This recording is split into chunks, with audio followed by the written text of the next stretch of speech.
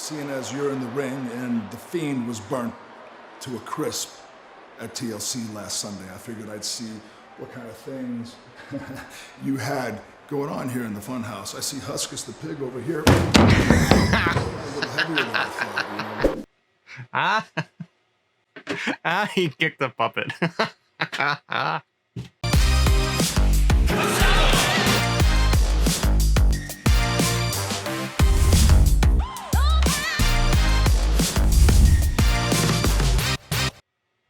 It's a great day on the internet, everybody. Welcome to Assemble. I'm Matt. So let's do a little bit of a Raw recap and talk about some of the highlights from this past episode of Raw, shall we? Okay, so we had Keith Lee versus Sheamus to kick off the show, going one-on-one for the #1 contendership for the WWE Championship against Drew McIntyre for next week's Raw. So clearly that they were trying to set up, you know, the New Year episode of Raw where you've got the legends coming in, you've got a championship match. It's kind of that in between. It's almost probably going to act as like a mini pay-per-view as we lead into the Royal Rumble.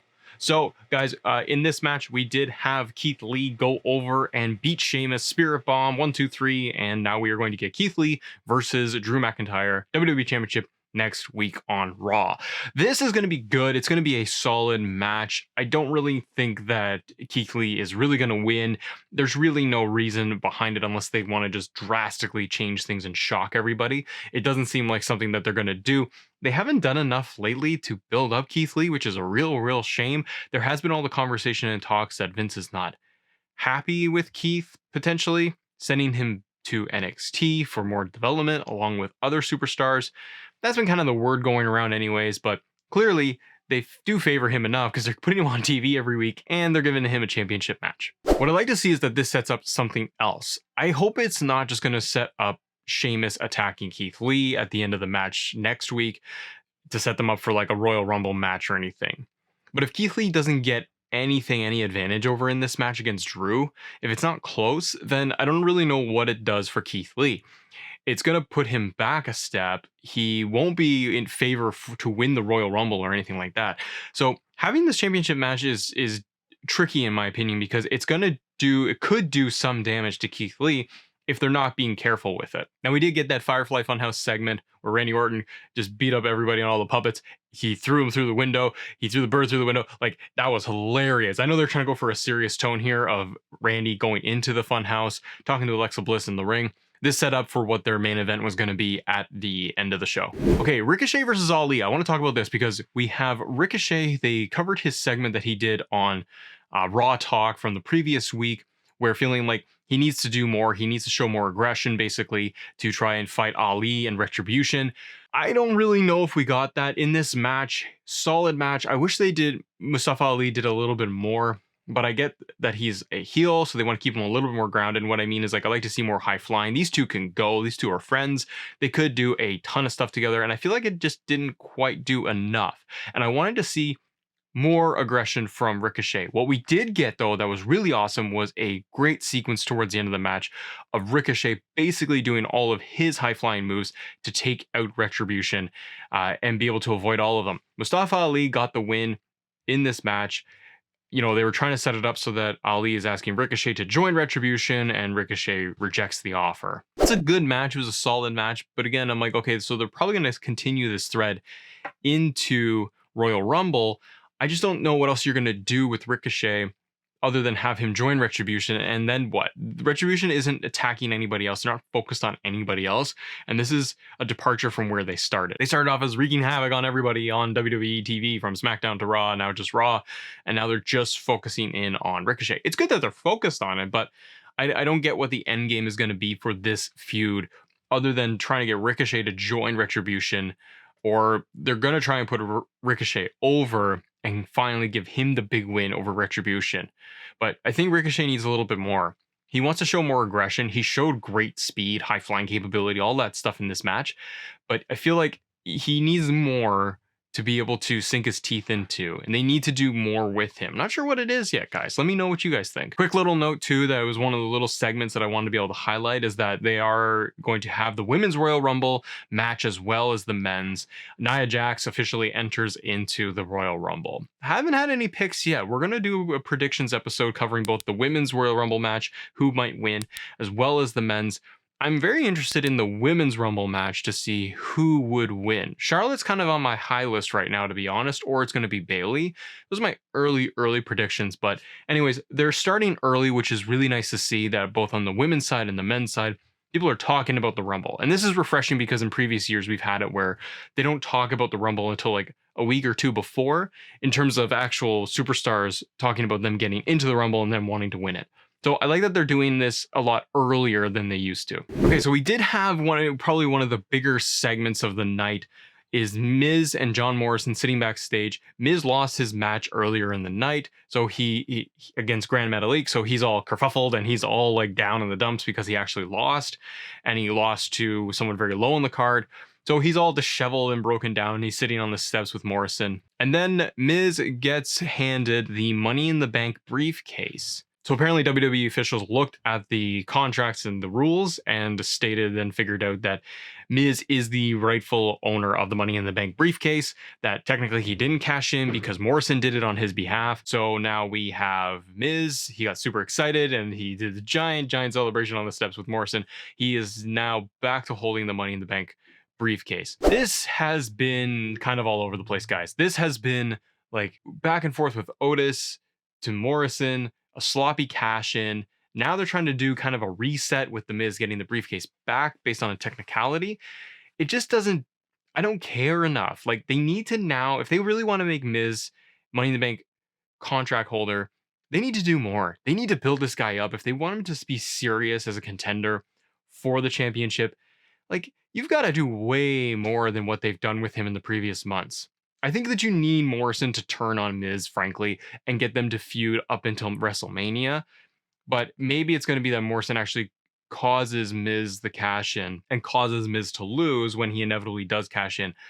The problem is that Miz is right now, he's centered as a comedy. He has a comedy gimmick with Morrison when these two should be very, very serious, and they should be plotting against how they're going to cash in the Money in the Bank and use this now. I want to see them get more serious with this approach with Miz. Miz can do great work, and he can do great work when he's been Intercontinental Champion, but he's been down in this layer for well over a year, and it hasn't done him any favors. So giving him the Money in the Bank briefcase again, it's just kind of like, okay, you're trying to reset this thing again. And if you're really trying to do that where it's a big thing of Miz doesn't earn or can't use the briefcase anymore, set up another Money in the Bank at Mania. Go the old route, right? Where we had when the Money in the Bank used to be just a WrestleMania ladder match.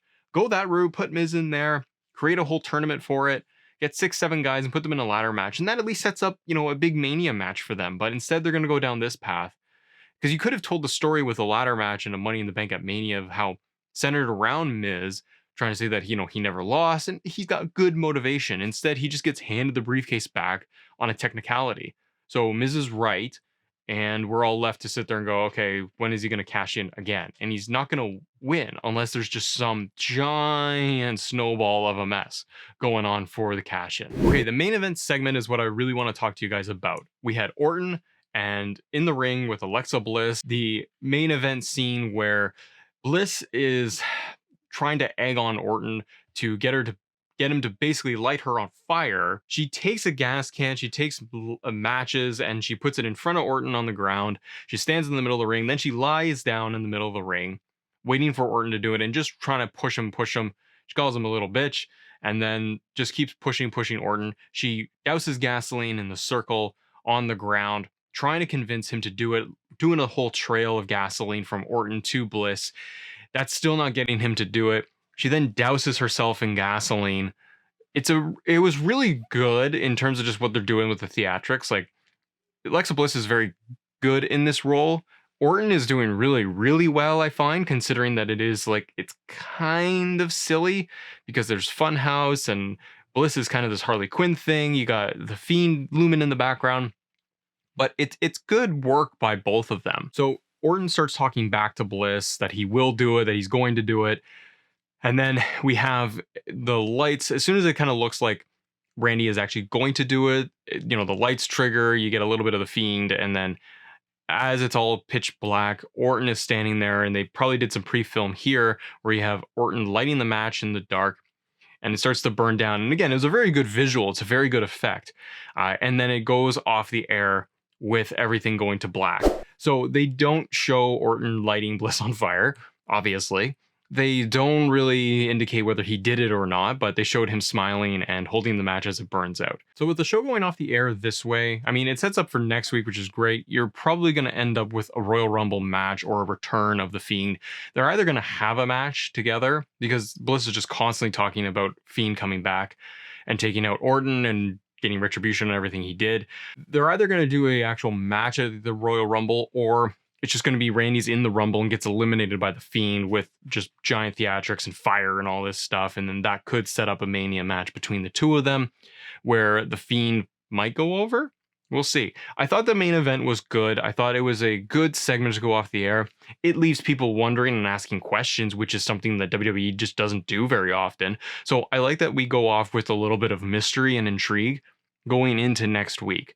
And I like that they are sometimes doing this where they get a main story idea like they do on SmackDown with, Kevin Owens and Roman Reigns. I like that they're doing this little story thread of Orton and Bliss at the beginning of the show, and then they're talking about it throughout, and it leads to a main event segment. I like this because it's basic storytelling. It's what they need to try to do more and more. The show overall felt solid. It felt like the 3 hours went by at a good pace, as good as it can go, considering it's a 3-hour show. I like that you kick things off with Sheamus and Keith Lee for a #1 contendership. That gave a sense of urgency. We didn't start off with a 20-minute talking segment. Like, the show felt like it had a little bit more structure and sound to it throughout the whole thing.